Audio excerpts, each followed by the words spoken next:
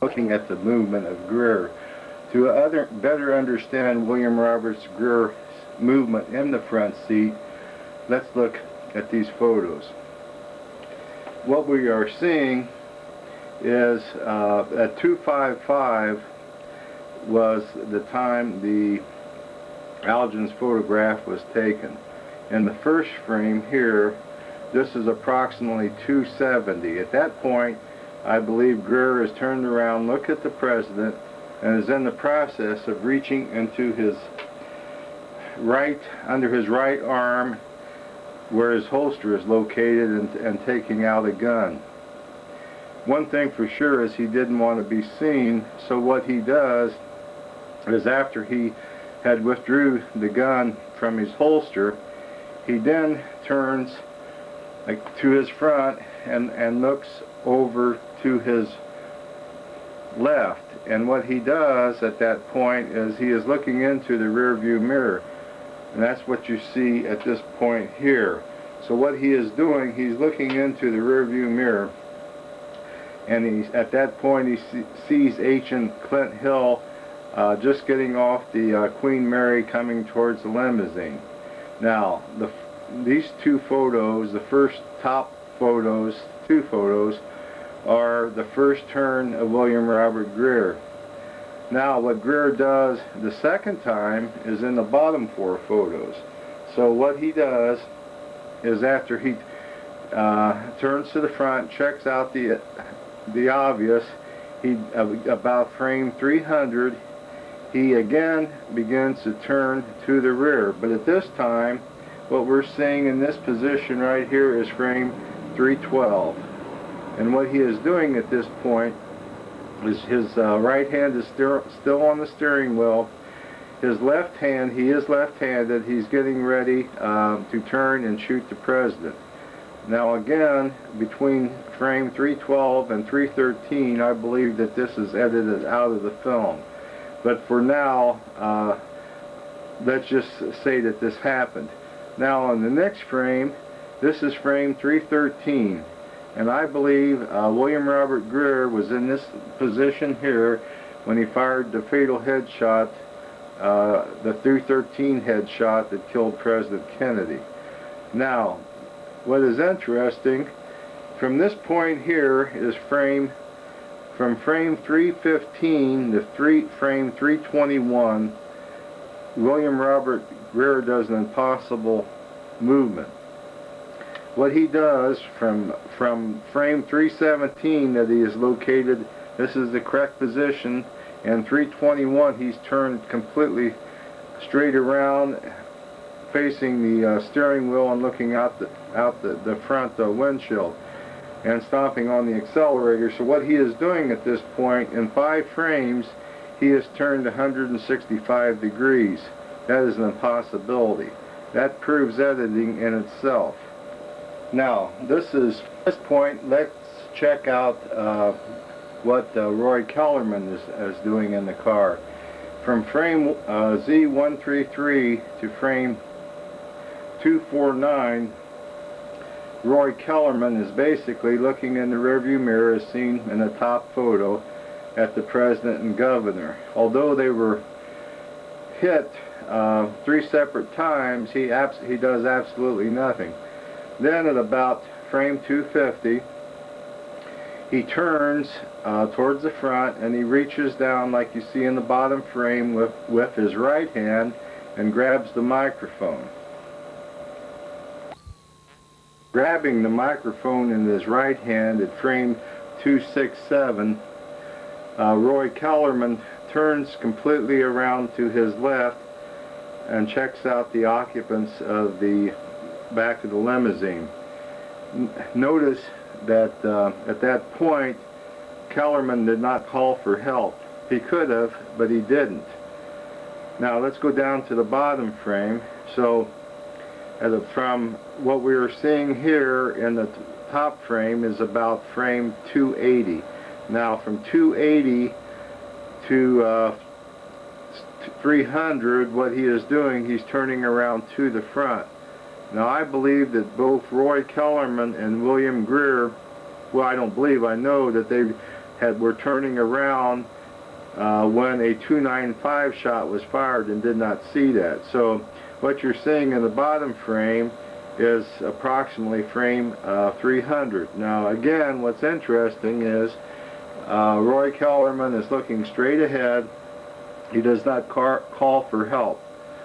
And my question is, frame depicts frame 295, and I believe this is key. This is a key frame. Frame 295 is key in proving that the single bullet theory is incorrect.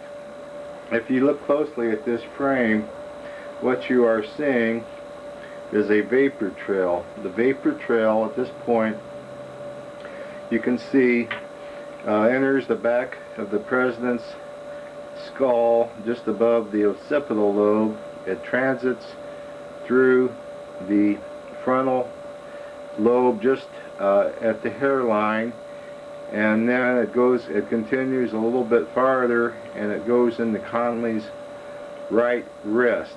Now what's interesting about this is that when you run the Zapruder film, the film has to be raised. So when you look at the film, unless you study the individual frame, all you will be seeing in that is from this approximately this point upward. So until you have the individual frame and analyze the individual frame, the whole frame, you won't be able to see this vapor trail. So what I believe has occurred at this point is that the president was hit. I believe this was a magic bullet, CD399, and what it is doing at this point, it's hitting the back of the president's skull at about 2,000 feet per second. It's slowed down by impact, and then as it enters Connolly's right wrist, it slows down to about 1,500 feet per second, and then enters into his left thigh. The reason it didn't break his left thigh bone is because the speed was decreased as it first hit Kennedy and then Connolly. What you are seeing is frame 312 and 313 of the Zapruder film. I believe about 1.2 seconds has been cut out of the film at this point between the two frames. I believe the bottom frame is a composite frame. To better understand what I'm talking about, what we have to do is look over in the sprocket area of frame 312. What we are seeing at this point in the top, in this frame here of 312, as we're seeing Mary Moorman, and what she is doing at this point, she's directing her attention towards the president. In the very next frame, she will be directing her attention towards the motorcyclist in the side point here. This is only an 1/18 of a second. This indicates about a second difference in time between the two frames. Another thing, if we pay close attention, there was a young girl walking in the background. Now what she is doing at this particular time in frame 312 is she is coming towards the presidential limousine, and she is in the process of lowering her right leg to the ground. Direct is moving on. This is frame 313. Notice the girl in the background at this point has placed her right leg on the ground and is in the process of raising her left leg at this point. Although it is not obvious, I wanted to point this out. The thing we want to pay attention to, or close attention to, is Mary Moorman again. And what she is doing at this point is she's getting ready to take her photograph at 3:15. And she has turned from looking at the president to looking directly in front of her at a motorcyclist. This is an impossible movement, and then an 1/18 of a second. Also, direct your attention inside the presidential limousine. I believe this is a composite frame of the president's a head blast. I believe an 1/18 of a second is not enough time to have the whole apex of the shot shown in this film. Let's direct our attention to the front seat. Again, a researcher by the name of William Cooper from California in 1988 believed that the driver shot Kennedy. He, like myself, believed that the president was shot from the front at this point. Unlike myself, he believed that the shadow of Roy Kellerman was a .45 revolver. He believed that the shadow on Roy Kellerman's head was a .45 revolver. I do not. I do agree with Bill Cooper that Greer shot the president, although I believe that this was edited out between frame 312 and 313. This is the Mary Moorman photograph 315. This Polaroid shot, I believe, demonstrates a conspiracy or proof that William Robert Greer shot the president from the front. What we want to do at this point is direct our attention to a shadow under, this is Emmett Hudson, under his feet. Now, the shadow is very small under his feet. What we are seeing is a combination shadow. We are seeing a shadow from him, and we're also seeing a shadow with the visor. So this is what we would be seeing normally. What we're seeing under here is unknown. This is a false shadow. Also notice that the shadow is darker than the rest of the photograph. I believe this was to hide, if Greer used a .45, he was left-handed, the ejected shell casing could be hidden in this point, and they had covered this up. Or if he used a .38 revolver, the smoke coming from the revolver cylinder could be in that area. I am not sure what type of weapon he used. Another thing I want to do is direct your attention to is this point here, a little chip on the president's right shoulder. What we are looking at is what I believe to be the Harper fragment. And if a shot was fired from the front, the fragment was found, this fragment here was found by Billy Harper, a medical student, the next day about 5 p.m. And that's what the fragment was found about 25 feet to the rear of the president. So I believe this indicates that a shot came from the front. Later, when the fragment was analyzed, it was proven that it came from the occipital. It was a piece of the occipital bone in the back of the president's skull. Also, I want to bring your attention to Roy Kellerman.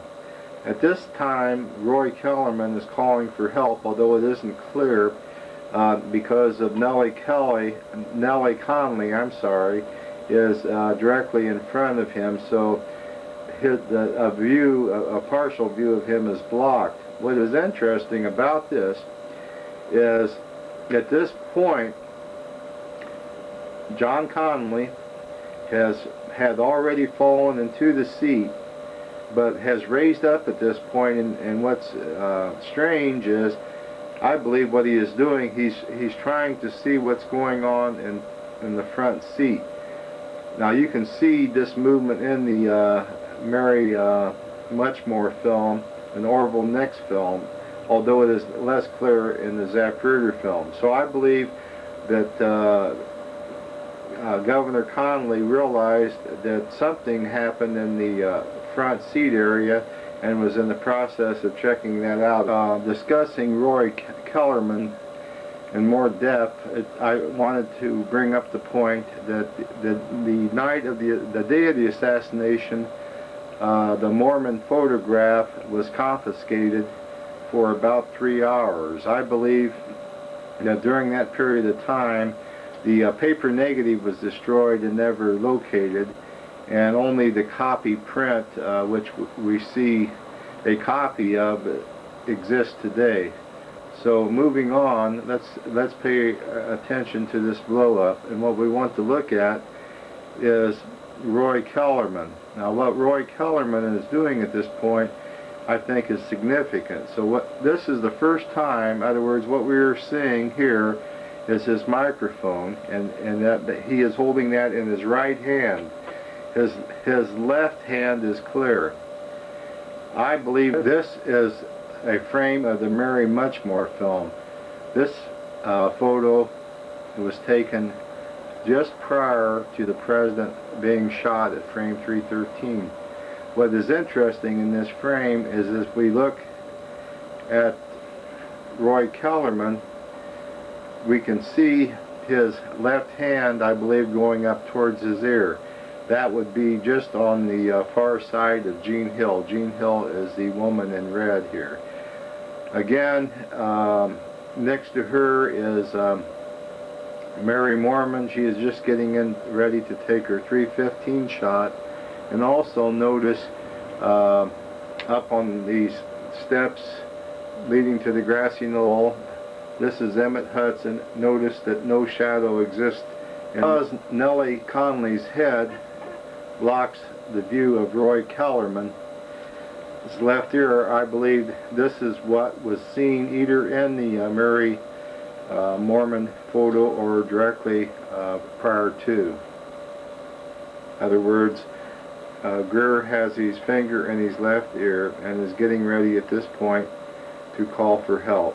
Point a little bit clearer, this is what I believe is Roy Kellerman is doing in frame 315 of the Mary Mormon photo. Notice he is using his right hand to call for help, and his left hand, I believe at that point, has just come down from his ear and is in the position as indicated. This is frame 42 of the Mary Muchmore film. This frame had been burnt, as you can see at this point here. What is key about this corresponds to the fatal headshot. Notice where the burnt mark is. I believe that what is hidden by this mark is probably the tip of the weapon used by William Robert Greer. This affidavit was taken on November 22nd, 1963 by Hugh Bexner. Bexner was a photographer next to Willis in Dealey Plaza. What is interesting about this affidavit, I believe that this proves that the driver shot Kennedy.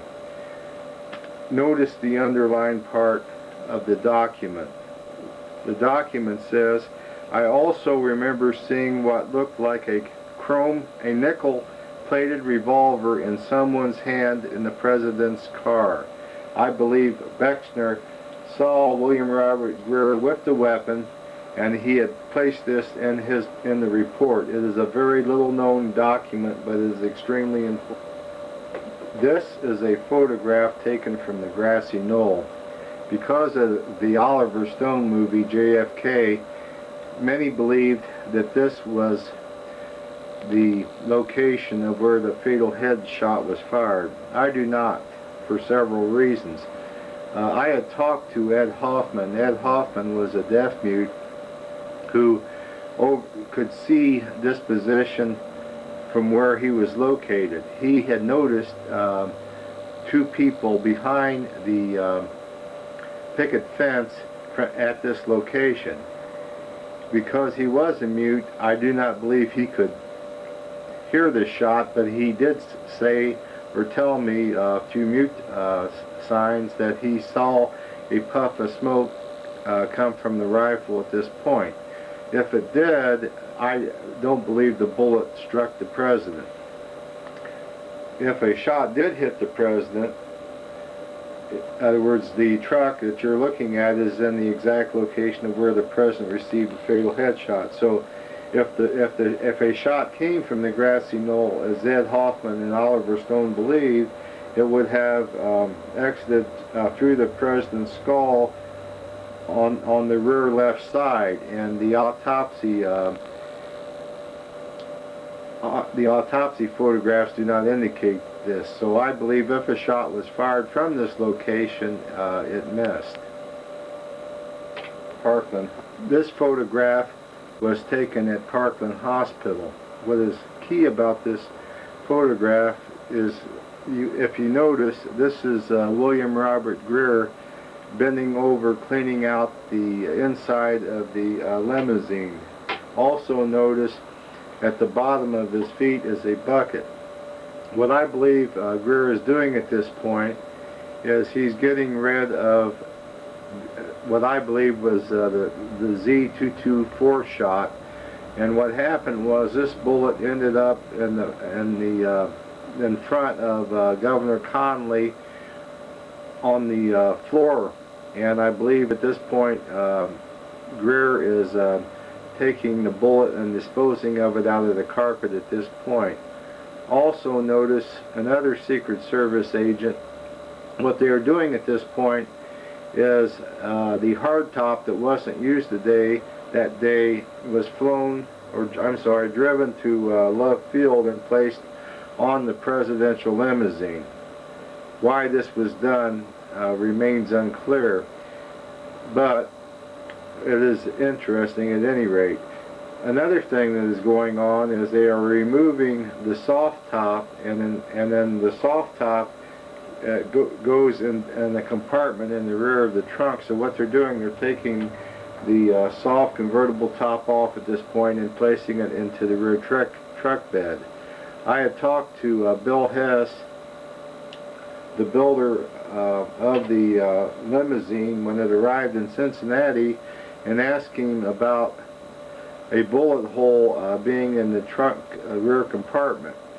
He said there was none, that everything was intact, there was no wiring cut, so everything was intact in the trunk area. So again, the shot had to come from the rear and then went through the cushion. After William Robert Greer cleaned out certain portions of the limousine was taken to Love Field and loaded aboard a C-130. The presidential limousine was then flown back to the White House garage the night of the afternoon of the assassination. And this is a photograph of the limousine after it arrived at the White House garage that evening. What is interesting about this photograph is the muddy condition of the tires of the car. On November 22nd, the weather in Dallas was very clear, so it appears that someone taking the limousine from the airport to the White House garage had pulled the car off the road and had mopped up and cleaned up the car and gotten rid of any incriminating evidence. Also notice this photograph was taken after the car was cleaned up. Notice the difference. This is frame Z. This is frame 238 of the Zapruder film. What is important in this frame is the cushion area and back of the president. I believe this frame shows where the bullet from the rear impacted, striking the cushion just behind the president. I believe the damaged area is at this point here. Take a couple seconds to look at the photograph. This photograph was taken after the presidential limousine was cleaned in the White House garage. There are several points of interest I want to direct your attention to. Although it is quite faint, if you notice at this point here, there was a slight damage to the grill area behind the cushion. I believe that this cushion never made it. In other words, the cushion was taken out and I believe destroyed. Another cushion, I believe, was sent. The cushion that was used in San Antonio was delivered to Hess and Eisenhart. If you could see a photograph of the rear cushion taken in San Antonio, you would notice that it had like a rolled and pleated area, or a rolled area here which extends at the corner. This seat does not have that. Also, the upholstery, although where the bullet hole appeared in the Commission Exhibit 353, the black and white photo does not do the bullet hole justice. The hole could have been filled at this point. Let's continue, and also Governor Conley. Let's look. Another fragment was found in the jump seat in front of Governor Conley.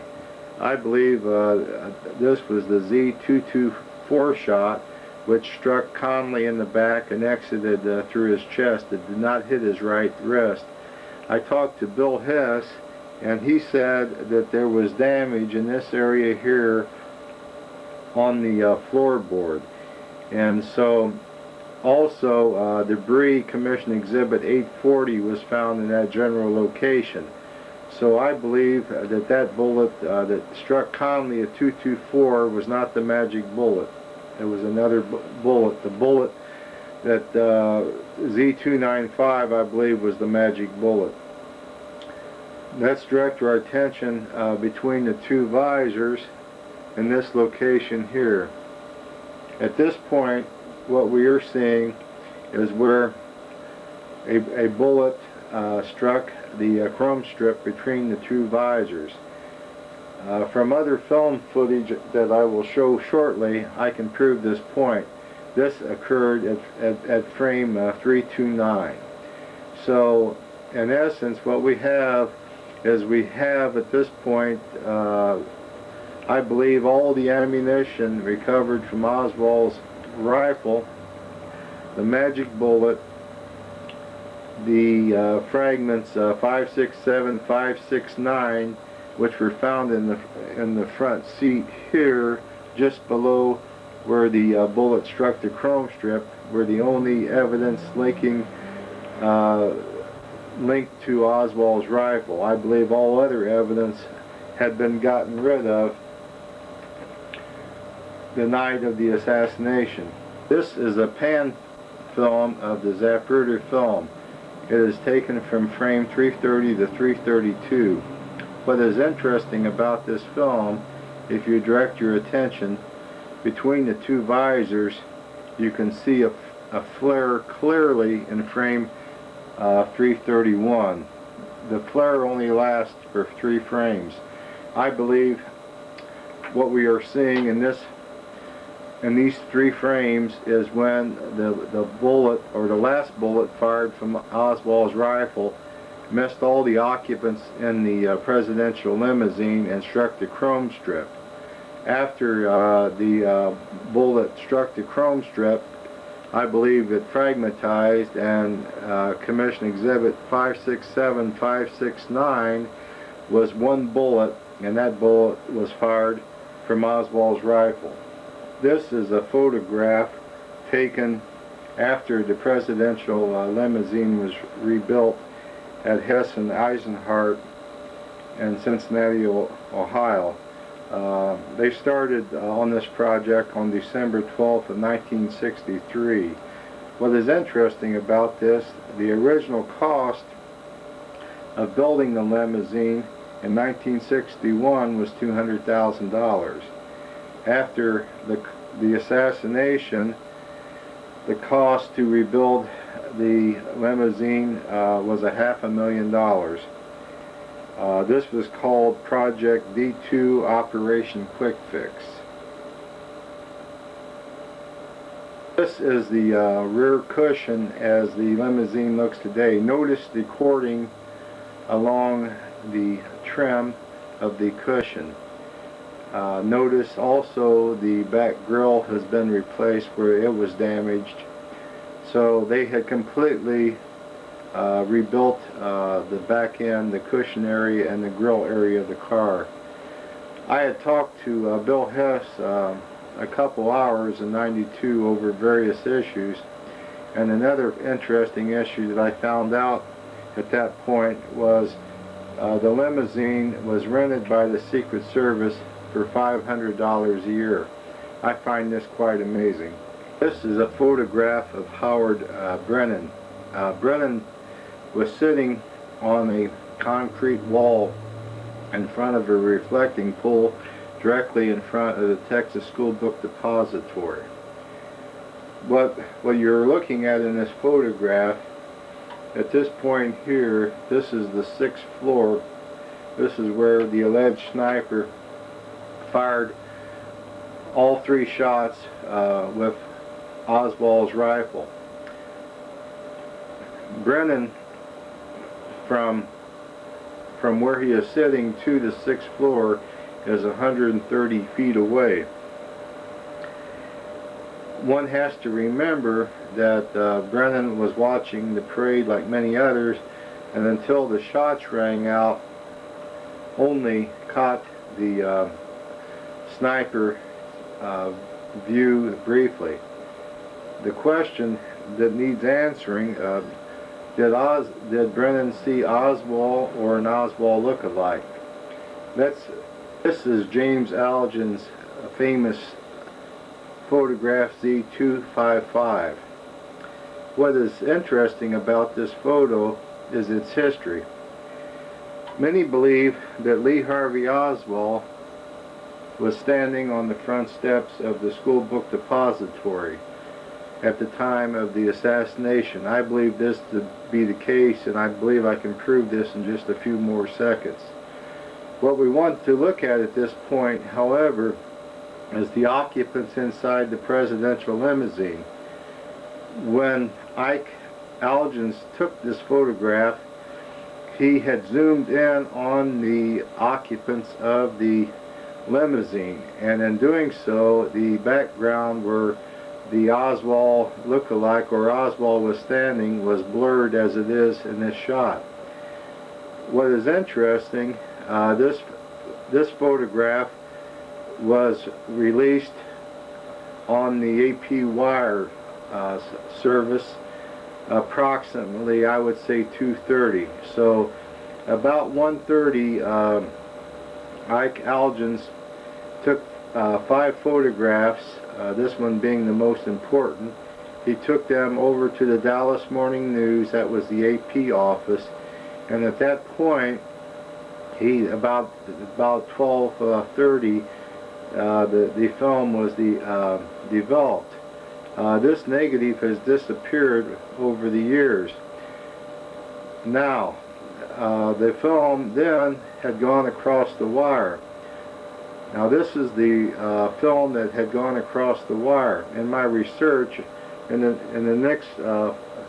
another photograph of this photo, I will show you the photograph prior to it going over the wire. Now, at this point, this photo was released about, I would say, about 2:30 that afternoon. And what is key about this is, at the press conference given at Parkland Hospital, Dr. Malcolm Perry had mentioned the president being hit in the throat by a front shot.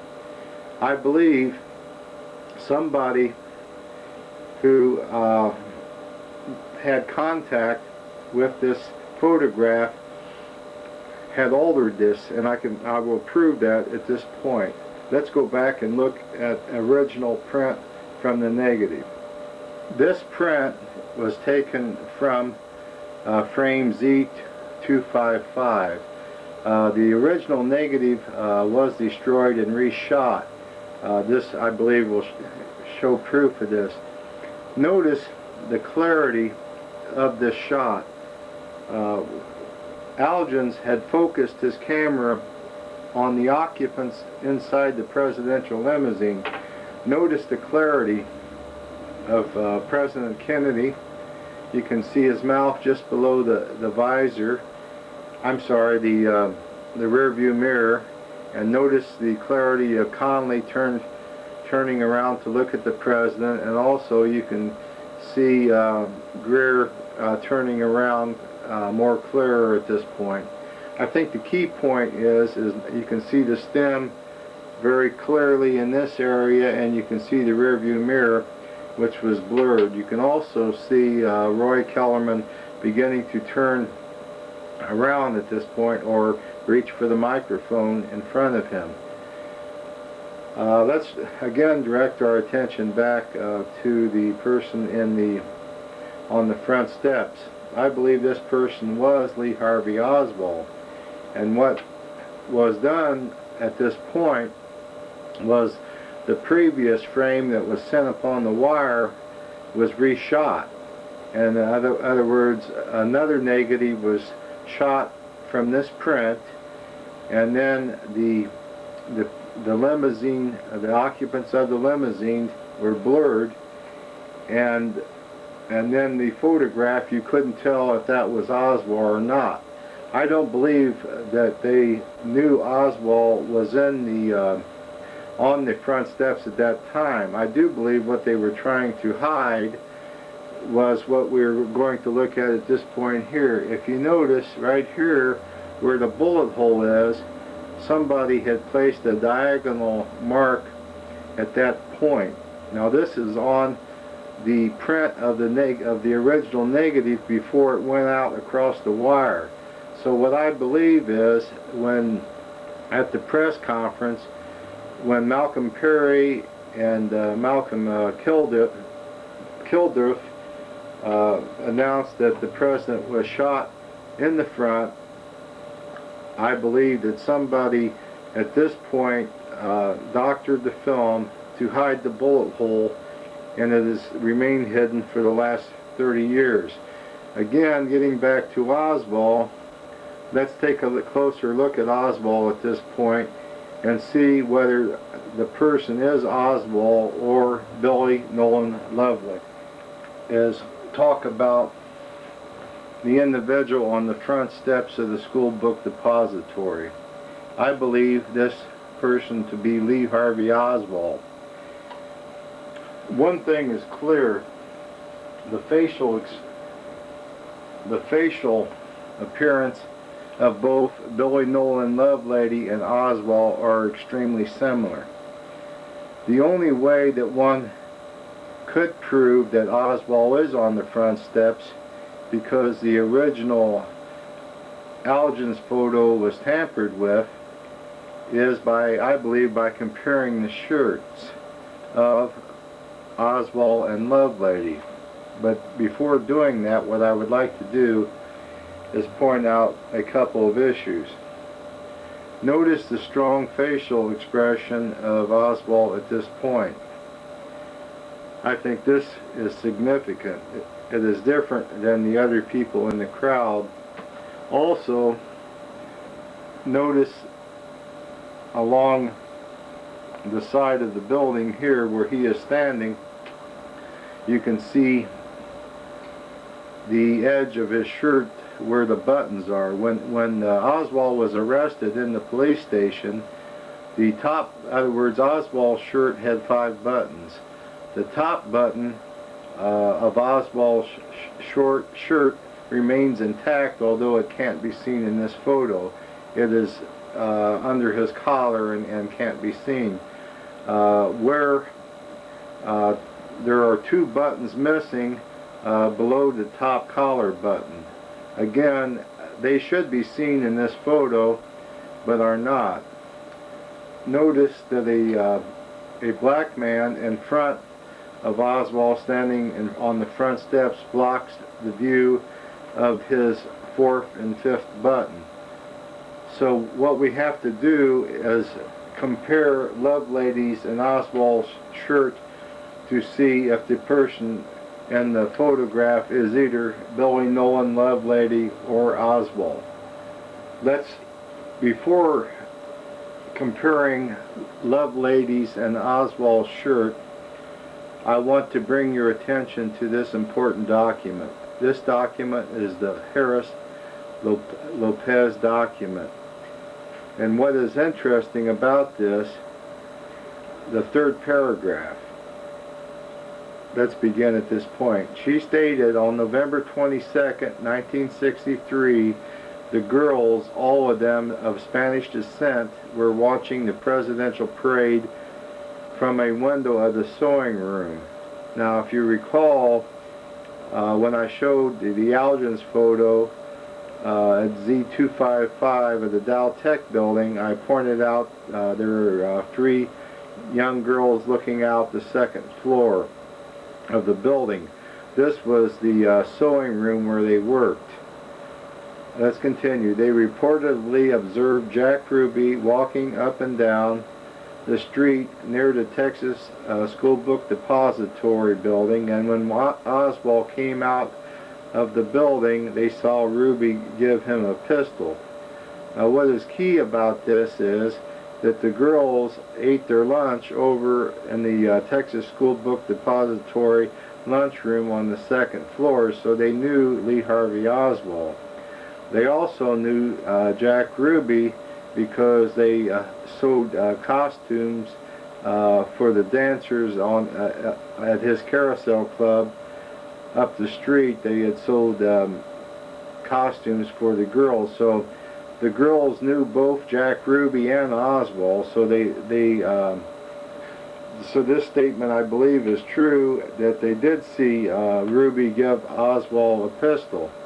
I believe the reason this occurred was that I believe it was Jack Ruby's job to kill Oswald at the scene of the crime, but because Oswald went back into the school book depository to get a Coke, I believe Jack Ruby didn't have enough time to do this and keep his alibi, so he had to go hurry back to the Dallas Morning News.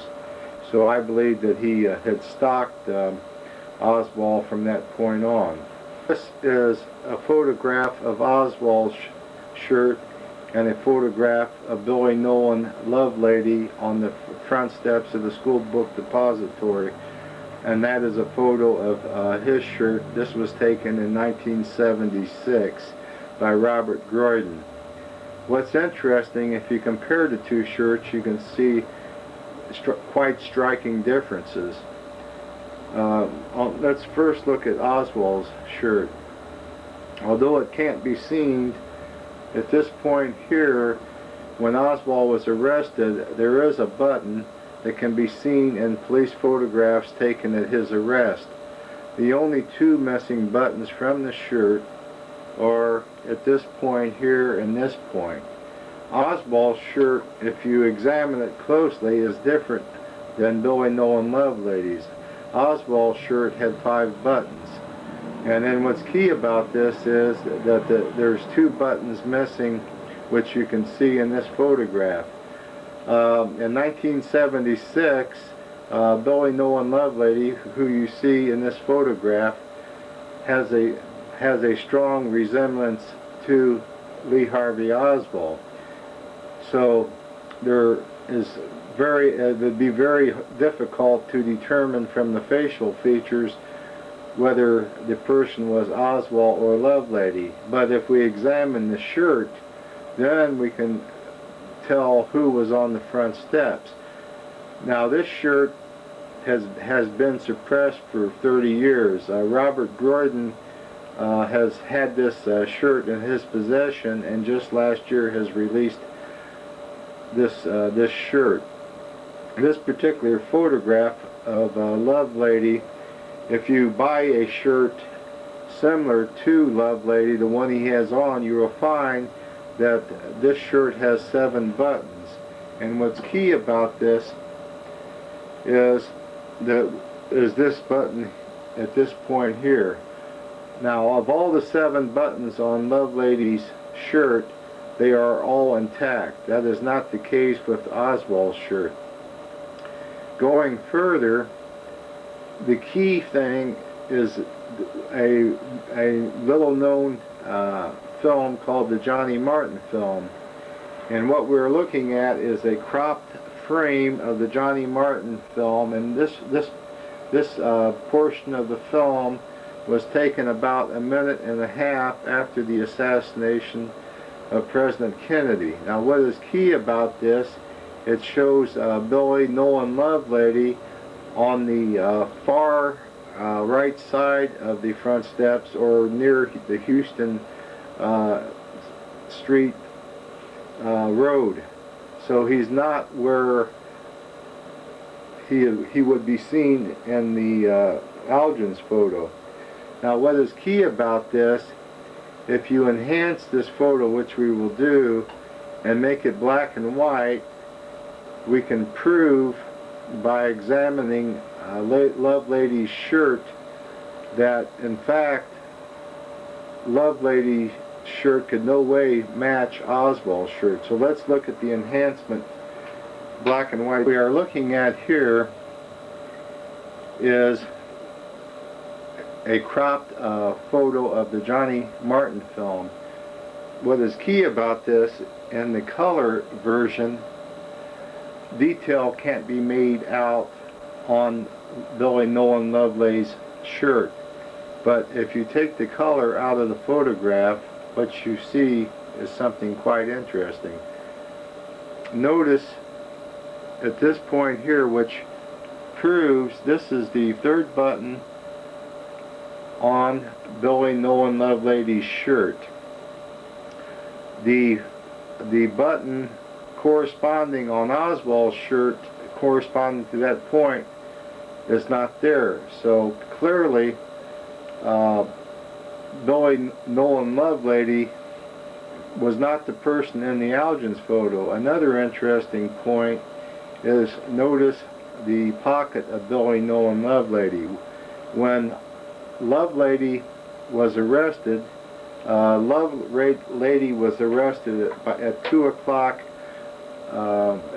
Was arrested at around 2 o'clock, and then there's a film taken in the inside the Dallas Police Department of Oswald being brought in to the interrogation room, and Billy Nolan Lovelady is sitting down at that point.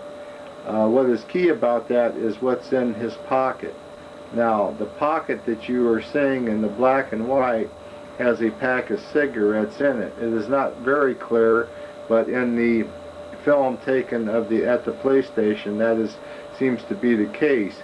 The key point is that the third button, or the button aligning with Billy Nolan Lovelady's pocket, I believe proves that Billy Nolan Lovelady was not the person in the Algin's photo. Another interesting aspect to Billy Nolan Lovelady is, notice the bald spot on the back of his head. Several witnesses believed the sniper on the 6th floor had a bald spot. I find this quite interesting because Billy Nolan Lovelady looked almost identical to Oswald. I am not saying, but I think what should be done at this point is take the shirt comparison of the fibers from the shirt that Robert Gordon has and compare them to the fibers found on the stock of Oswald's rifle. This test would be very interesting. Again, down at the bottom, that was a photo taken of Billy Nolan Lovelady in 1976. The third button is intact on his shirt at that point, and in 1984 Billy Nolan Lovelady had died, and then the shirt is now in the possession of Robert Gordon. Let's now direct our attention back to the Abraham Zapruder film. This document was taken on December 4th, 1963. What is interesting about this document is that Abraham Zapruder used a Bell and Howell camera that had several different settings. The FBI said when they analyzed the film that the film ran at 18 frames per second, and yet this affidavit says that the film ran at 24 frames per second. I believe that editing occurred in the Zapruder film, and I will show this in the next slide. I'll be able to prove this, but I wanted to point out to you at this point that Zapruder himself said that the film speed of the camera was set at 24 frames. What we are looking at in this chart is on the presidential limousine there is emergency light on the front grille. If you plot the blinking of the light, in other words, the light on the grille has a timing unit and it goes for 0.41 seconds. So this proves that the film was set on a film speed of 24. If we look from frame 136 down to 144, we can see that the emergency light on the left blinked 10 consecutive frames. This would not be the case if the film speed was set at 18.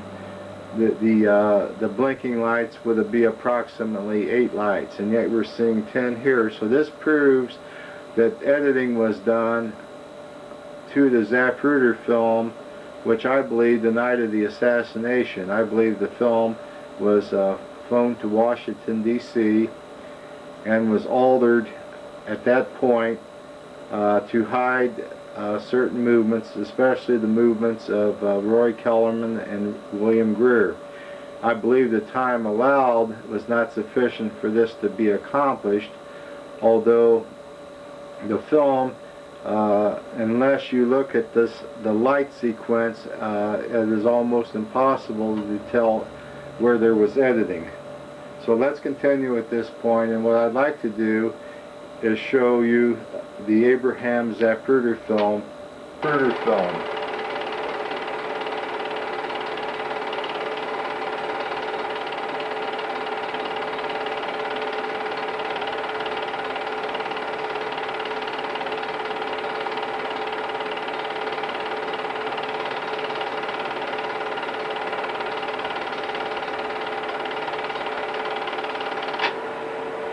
I think it was too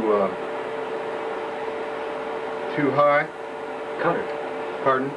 Cut. Yeah, I hit the stop. What we're seeing at this point is the Abraham Zapruder film.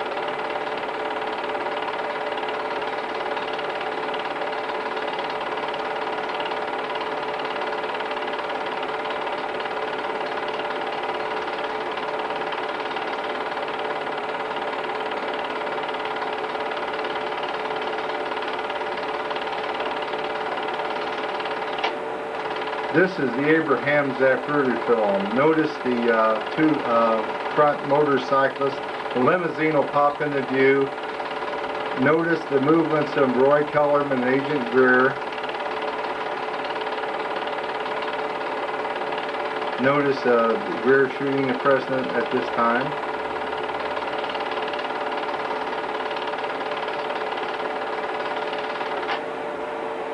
That's after discussing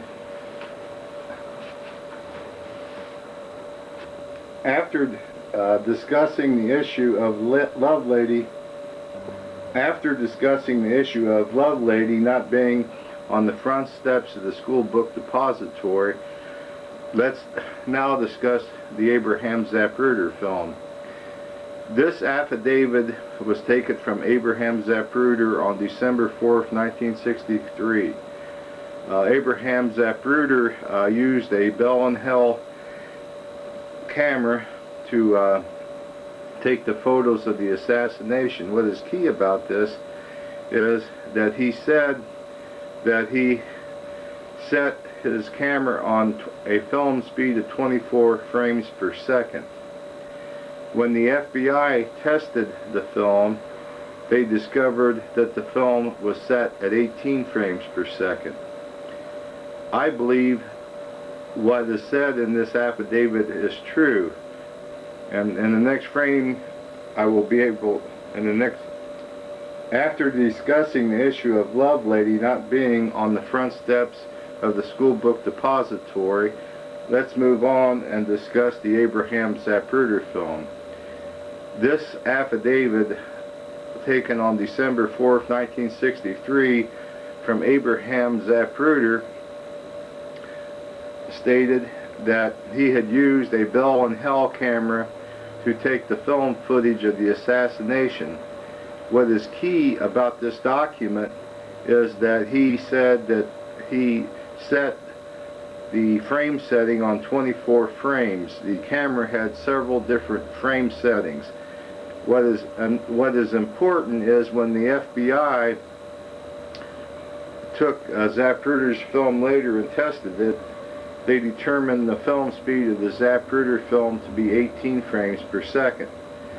What I would like to do at this point is demonstrate that the 24 frames per second is correct and the 18 frames per second is wrong.